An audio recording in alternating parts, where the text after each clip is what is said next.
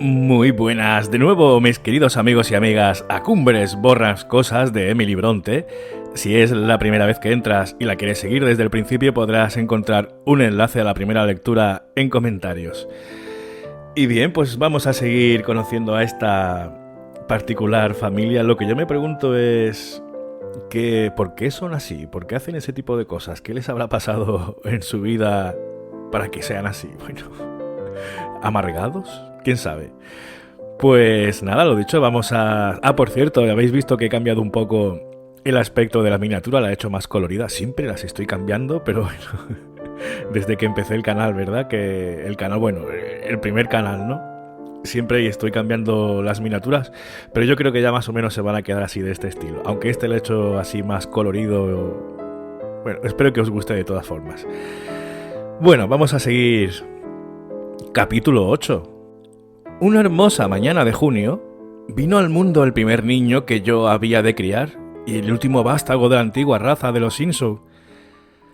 Estábamos recogiendo heno en un campo apartado de la finca, cuando vimos llegar con una hora de anticipación a la chica que nos traía habitualmente el desayuno.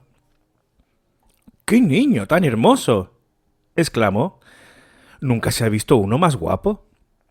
Pero según dice el médico, la señora vivirá muy poco. Al parecer se ha ido consumiendo durante los últimos meses. He oído cómo se lo decía al señor Hindley, y le ha asegurado que morirá antes del invierno. Venga a casa enseguida, Elena. Tiene que cuidar al niño, darle leche y azúcar. Me gustaría ser usted porque cuando la señora muera va usted a quedar completamente encargada del pequeño. ¿Tan enferma está?, pregunté, soltando la horquilla y anudándome las cintas del sombrero. He oído que sí, repuso la muchacha, aunque está muy animada y habla como si fuese a vivir hasta ver al pequeño hecho un hombre. No cabe en sí de alegría. Verdaderamente, el niño es una hermosura. Si yo estuviera en su caso, no me moriría. Solo con mirar al niño me pondría buena. La señora Archer llevó el angelito al amo y no había hecho más que presentárselo, cuando se adelanta el viejo gruñón de Kenneth y le dice: «Señor Insou, es una fortuna que su mujer le haya dado un hijo. Cuando la vi por primera vez tuve la seguridad de que no viviría largo tiempo, y ahora puedo decirle que no pasará del invierno. No se aflija, porque la cosa es irremediable. Pero debió haber buscado usted una mujer más sana». «¿Y qué contestó el amo?», pregunté a la muchacha. Creo que una blasfemia, pero no me fijé, porque estaba muy ocupada en mirar a la criatura. La moza empezó a describirme al bebé con entusiasmo. Yo me apresuré a correr a casa, ya que tenía tantos deseos de verlo como ella misma, pero me daba pena de Hindley. Sabía que en su corazón solo había lugar para dos afectos, el de su mujer y el de sí mismo. A Francisca la adoraba, y me parecía imposible que pudiera soportar su muerte. Al llegar a Cumbres Borrascosas, él se hallaba de pie ante la puerta. Le pregunté cómo estaba el recién nacido. «A punto de echar a correr, Elena», me replicó, sonriendo. «¿Y la señora? Creo que el médico dice...» «¡Al demonio con el médico!», contestó. «Francisca está bien, y la semana próxima se habrá restablecido del todo. Si subes, dile que ahora iré a verla, siempre que prometa no hablar. Me he ido de la habitación porque no quería callarse, y es preciso que guarde silencio. Adviértele que el señor Kenneth le prescribe quietud». Comuniqué aquella indicación a la señora, y ella, que parecía muy animada, respondió: «Solo hablé una palabra, Elena, y a pesar de ello salió 2 veces orando de la habitación. Le prometo callarme, pero ello no me impedirá reírme de él». La pobre mujer no perdió el humor hasta una semana antes de morir. Su marido seguía obstinándose en que mejoraba constantemente. El día en que Kenneth le advirtió que ya no recetaba más medicinas, porque eran totalmente inútiles, dado el grado a que había llegado la enfermedad, Hindley le contestó: «Bien sé que no las necesita, ni tampoco los cuidados médicos. Nunca ha estado enferma del pecho. Padeció una fiebre, sí, pero ya ha desaparecido. Su pulso ahora es tan normal como el mío y sus mejillas están muy frescas. A su esposa le decía lo mismo, y ella parecía creerlo. Pero una noche, mientras Francisca reclinaba la cabeza en el hombro de su esposo y le decía que pensaba levantarse al día siguiente, le acometió un leve ataque de tos. Él la abrazó. Ella echó las manos al cuello, palideció y entregó el alma. Hareton, el niño, fue entregado a mis cuidados. El señor Insu se conformaba, respecto al pequeño, con no saber que estaba bien y con no oírle llorar. Pero por su parte, estaba desesperado. Su dolor era de los que no se manifiestan con lamentaciones. No sollozaba ni rezaba, sino que maldecía de Dios y de los hombres, y se entregó a una vida de loco libertinaje. Ningún criado soportó largo tiempo el tiránico comportamiento que nos daba, y solo nos quedamos a su lado José y yo. Yo había sido su hermana de leche, y me faltó valor para abandonarle. En cuanto a José, se quedó porque así podía mandar despóticamente a los jornaleros y arrendatarios, y también porque siempre se sentía a gusto donde quiera que hubiese cosas que censurar. Los malos hábitos y las malas compañías que había contraído el amo constituían un pésimo ejemplo para Catalina y Heathcliff. Este era tratado de tal manera que aunque hubiera sido un santo, tenía que acabar convirtiéndose en un demonio. Y, en verdad, el muchacho parecía endemoniado en aquella época. La degradación de Hindley le colmaba de placer y su aspereza y tosquedad aumentaban. Nuestra vida era un infierno. El cura dejó de acudir a la casa y terminaron imitándole todas las personas respetables.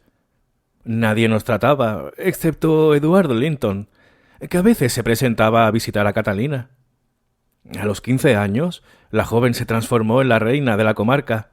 Ninguna podía igualarla, y se convirtió en un ser terco y caprichoso.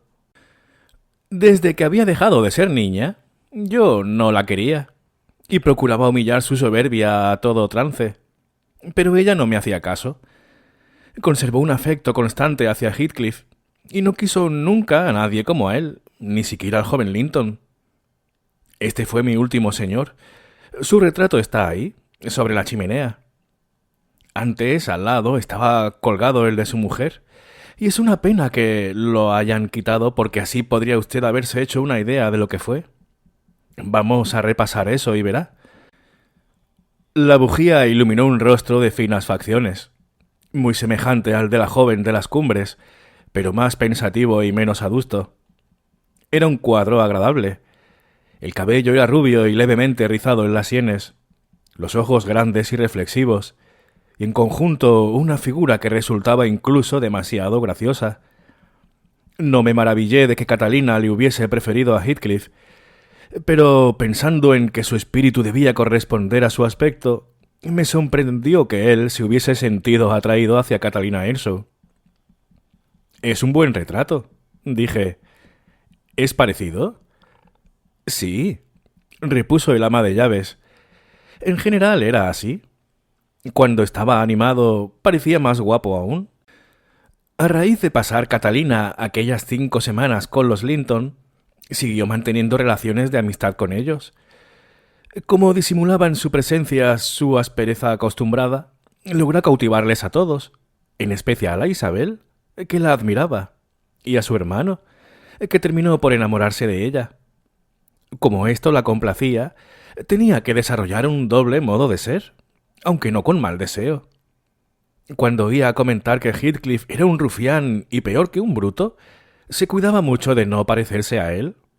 Pero cuando estaba en casa mostraba muy poca inclinación a los buenos modales, que, por otra parte, no la hubieran granjeado elogios de ninguno.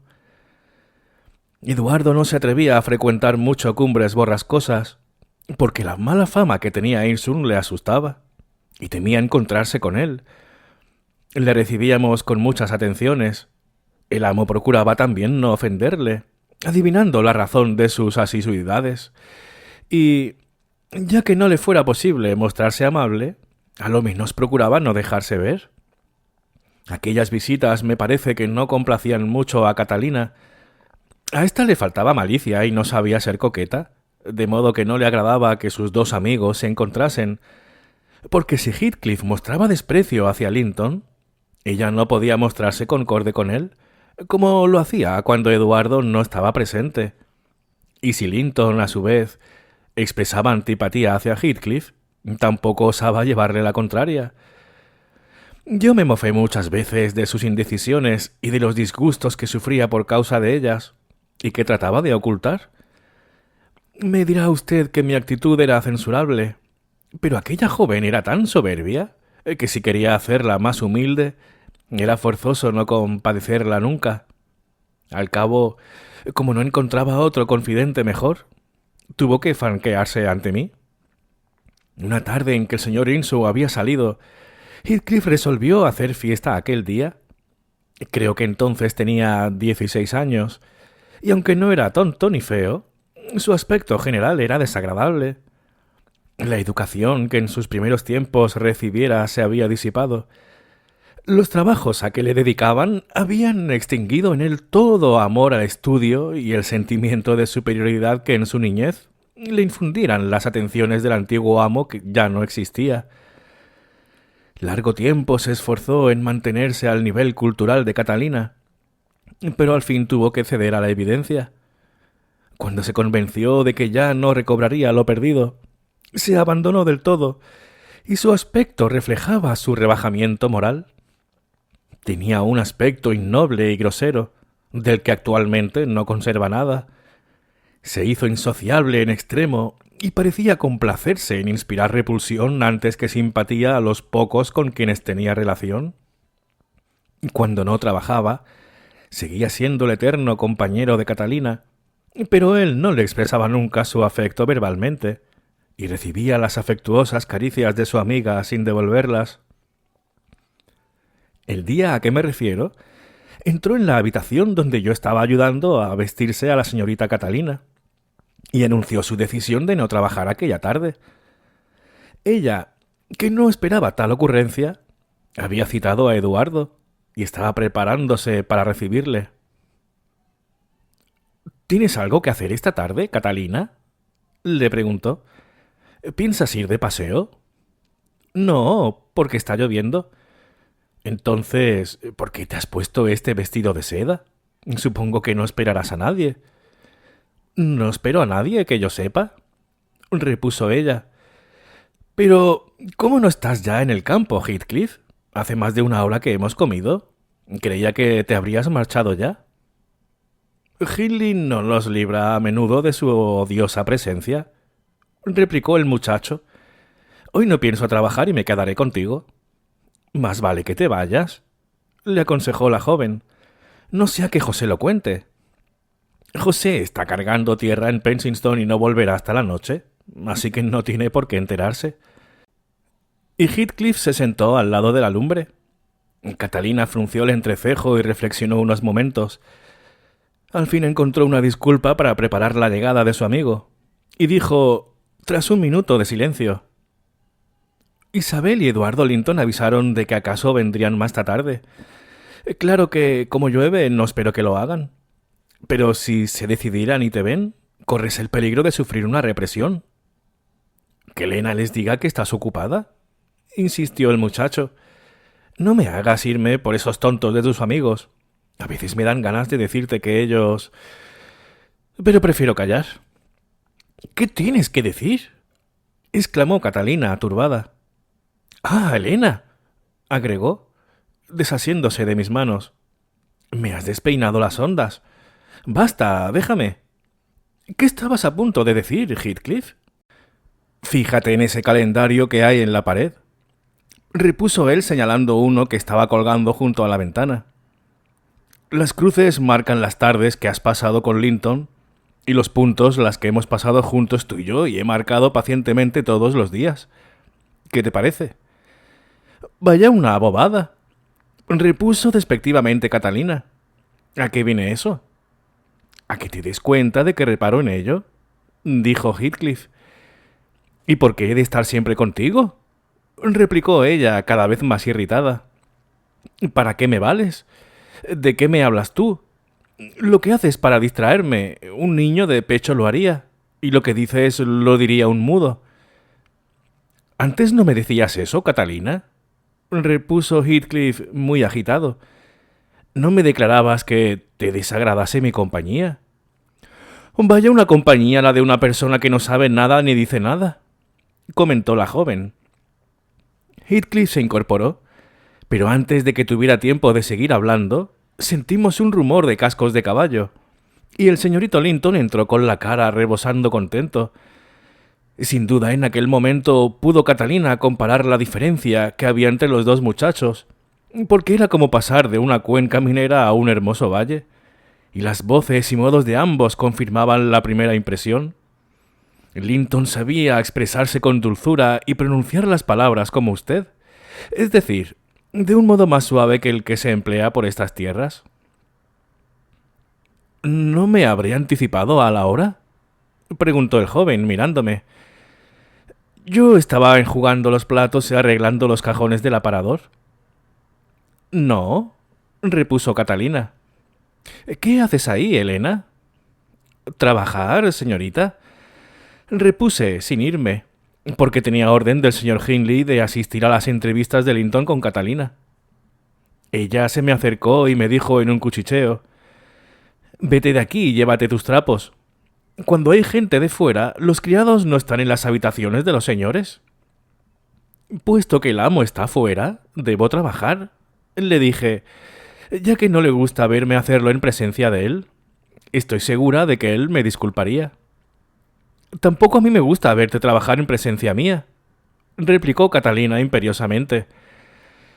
Estaba nerviosa a causa de la disputa que había sostenido con Heathcliff. «Lo siento, señorita Catalina», respondí, continuando en mi ocupación. Ella, creyendo que Eduardo no la veía, me arrancó el trapo de limpieza de las manos y me aplicó un pellizco soberbio. Ya he dicho que yo no le tenía afecto y que me complacía en humillar su orgullo siempre que me era posible.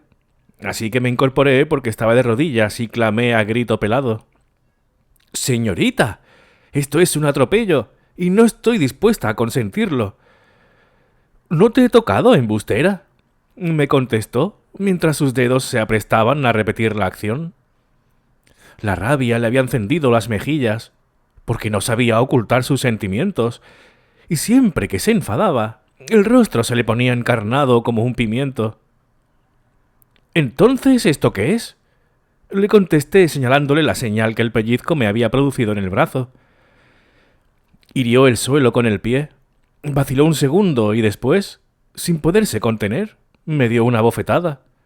Los ojos se me llenaron de lágrimas. «¡Por Dios, Catalina!», exclamó Eduardo, disgustado de su violencia y de su mentira, interponiéndose entre nosotras. «¡Márchate, Elena!», ordenó ella, temblando de rabia. Hareton, que estaba siempre conmigo, comenzó también a llorar y a quejarse de la mala tía Catalina. Entonces ella se desbordó contra el niño, le cogió por los hombros y le sacudió terriblemente, hasta que Eduardo intervino y le sujetó las manos. El niño quedó libre, pero en el mismo momento, el asombrado Eduardo recibió en sus propias mejillas una réplica lo bastante contundente para no ser tomada a juego. Se apartó consternado. Cogí a Hareton en brazos y me fui a la cocina, dejando la puerta abierta para ver cómo terminaba aquel incidente. El visitante, ofendido, pálido y con los labios temblorosos, se dirigió a coger su sombrero. «Haces bien», pensé para mí. «Aprende. Da gracias a Dios de que ella te haya mostrado su verdadero carácter, y no vuelvas». Él quiso pasar, pero ella dijo con energía: «No quiero que te vayas». «¿Debo irme?». «No», contestó Catalina, sujetando el picaporte. «No te vayas todavía, Eduardo. Siéntate, no me dejes en este estado de ánimo. Pasaría una noche horrible y no quiero sufrir por causa tuya». «¿Crees que debo quedarme después de haber sido ofendido?», preguntó Linton. Catalina calló. Estoy avergonzado de ti, continuó el joven. No volveré más. En los ojos de Catalina relucieron lágrimas. Además, has mentido, dijo él. No, no, repuso ella. Lo hice todo sin querer. Anda, márchate si quieres. Ahora me pondré a llorar y lloraré hasta que no pueda más. Se dejó caer de bruces en una silla y rompió en sollozos. Eduardo llegó hasta el patio y allí se paró. Resolví infundirle alientos.